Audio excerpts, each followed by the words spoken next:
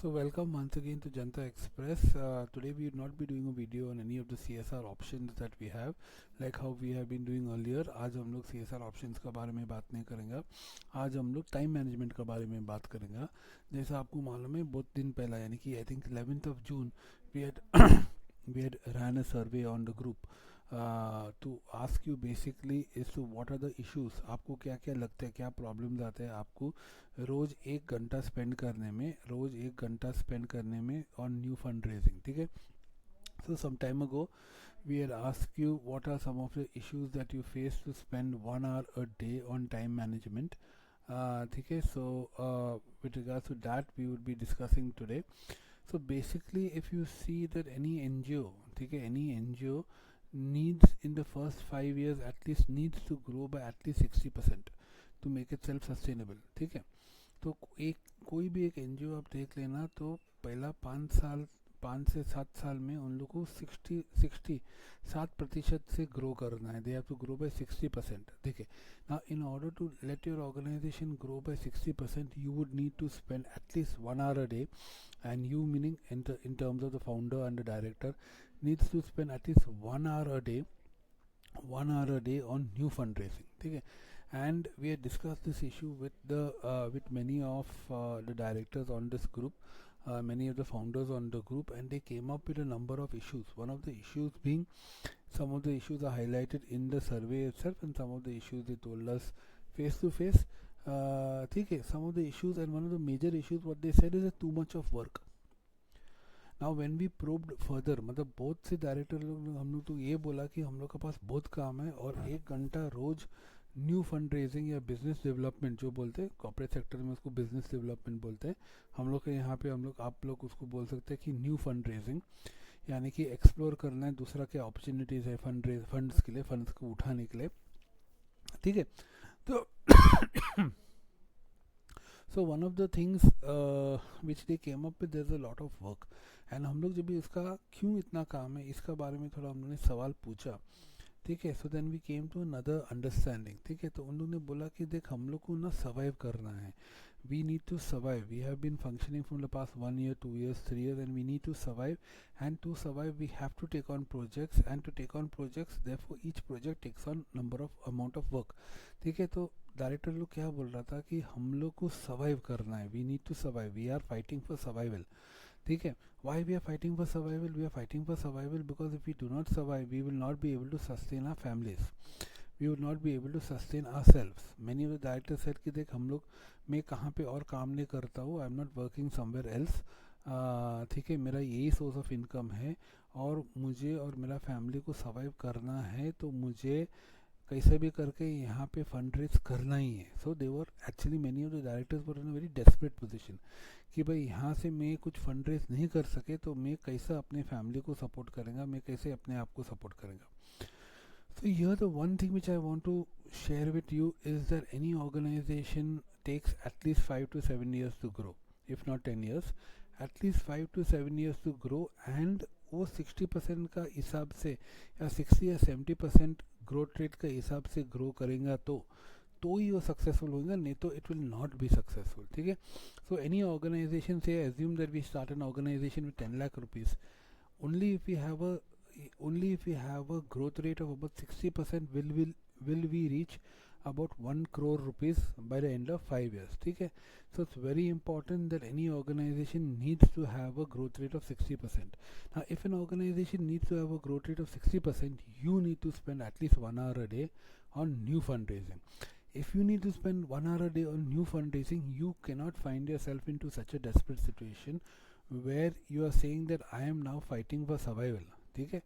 इसलिए मैं सभी को बोलता हूँ कि आपका जो शुरुआत में आपका सर्वाइवल का जो मीन्स है, आपको अपने आप को कैसा मेंटेन करना है, अपना फैमिली को कैसा मेंटेन करना है, घर कैसा चलाना है, अपने आप को कैसे चलाना है, आपका खुद का जो एक्सपेंसेस है उसके लिए आप अलग से कुछ प्रोविज़न करो, उसके लिए आप अलग से कुछ जॉब करो, उसके लिए आप अलग से कुछ बिजनेस करो. ठीक है. क्यों आप सब अपना जॉब बिजनेस सब छोड़ के फुल टाइम शुरुआत में आप ये प्रोजेक्ट में डाल देंगे, you will not be able to survive personally. And if you cannot survive personally, you cannot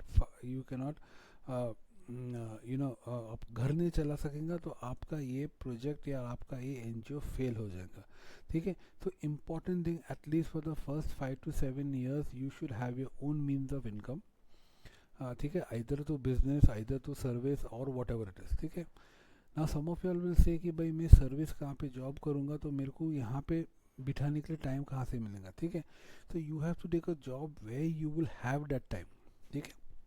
आपको शायद बहुत बड़ा सैलरी का जॉब मिल रहा है, उसको छोड़ के आपको थोड़ा कम सैलरी वाला जॉब मिलना चाहिए ताकि आप एटलीस्ट सर्वाइव कर सके, और आप आपका एनजीओ का काम, जो एनजीओ चालू किया आपने, उसका काम आप जाहरी जाहरी mean you can continue working on that NGO work, ठीक है।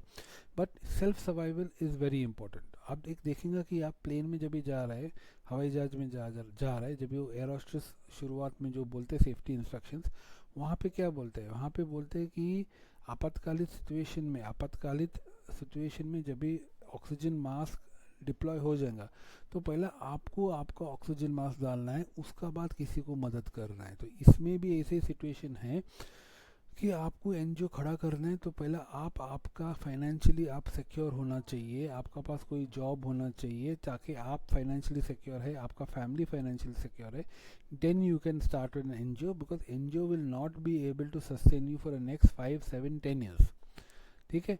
Please be keep this in mind, number 1। Number 2 क्या होता है कि आप बोलो आपका पास जॉब नहीं है, आपका पास बिजनेस नहीं है, आपका पास सोर्स ऑफ इनकम नहीं है, ठीक है, जहाँ से आप अपना मतलब यू कैन सर्वाइव और आपका घर चला सके, ठीक है।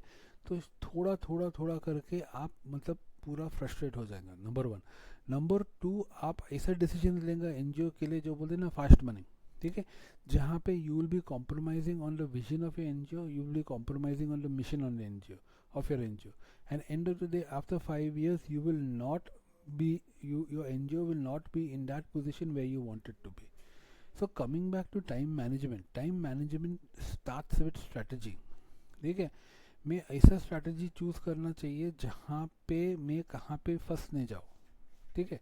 So if I need to sustain myself, once I sustain myself then I can take out that time, I can afford to not to take projects, I can afford to grow my organization slowly. If you do not sustain your time, you have to grow your organization at a very rapid pace, ठीक है, at a very rapid pace, and which will cause you to neglect new fundraising, ठीक है। So you will be running after your projects, you will be running after your staff, you will be running after your funders which are already there, और कोई भी आके आपको कुछ बोलेगा कि मैं तेरे को 10,000 रुपया दे रहा है तो उसका पीछे जाएगा, and long term growth of your organization will suffer, ठीक है। तो the first thing is sustain yourself independently, ठीक है। बोलो आपने अपने आप को सस्टेन कर दिया इंडिपेंडेंटली। अनदर थिंग वो डायरेक्टर्स वर सेइंग कि हम लोग का staff, we don't have enough qualified staff, और जो क्वालिफाइड स्टाफ है उसका सैलरीज बहुत हाई है। तो डायरेक्टर्स लोग क्या बोले कि हम लोग के पास स्टाफ नहीं है जो अपना संस्था चला सके इंडिपेंडेंटली।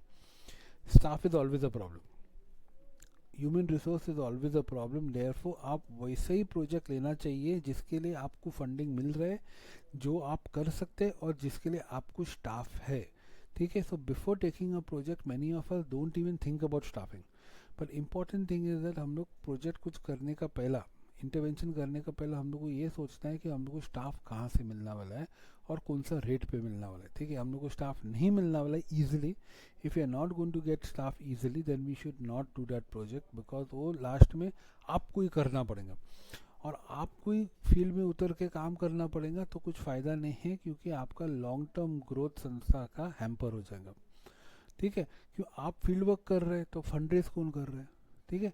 तो fund raising is a continuous process, fund raising is a continuous process. एक दिन करके मैं ने एक दिन करके 10 दिन में भेज नहीं सकता यार, एक दिन करके मैं 10 दिन दूसरा काम नहीं कर सकता। Every day I need to spend at least 1 hour on fund raising, ठीक है, 1 hour on new fund raising. New fund raising का मतलब क्या है कि जो एग्जिस्टिंग डोनर्स नहीं है उन लोग को जाके अप्रोच करना, उन लोग से डिस्कस करना, उन लोग को कैसा अप्रोच करना वो सोचना, प्लानिंग करना, न्यूज़लेटर बनाना, प्रपोजल बनाना, अपील लेटर बनाना। So all these things come into activities for new fund raising और न्यू डोनर्स, ठीक है।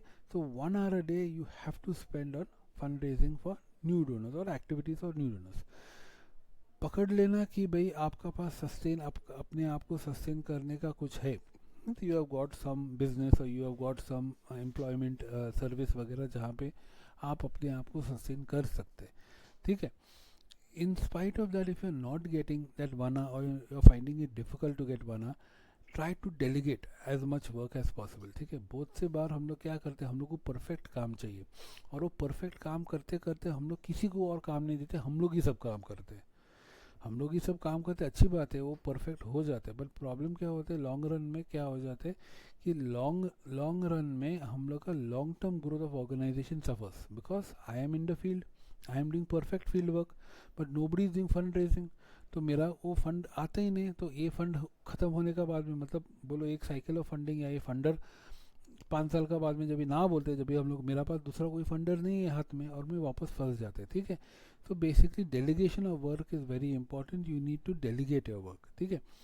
Okay, so that is very important. You may not get the perfect work and as I said you may tell me कि अरे मैं delegate किसको करूँ, मेरा staff जो है इतना educated नहीं है, इतना skilled नहीं है जो ये काम कर सके. Agreed, but if you don't have skilled staff, if you don't have dedicated staff, don't take up projects which require that type of staff, ठीक है. take up projects जिसको आप staff आसानी से मिल सकते हैं आपका एरियर में, ठीक है.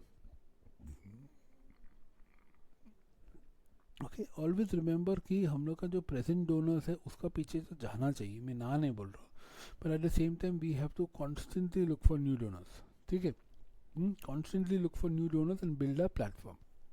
Okay, with that I would think I will stop this video here. ठीक है, this is just a conclusion to the survey we have done on 11th of June as to why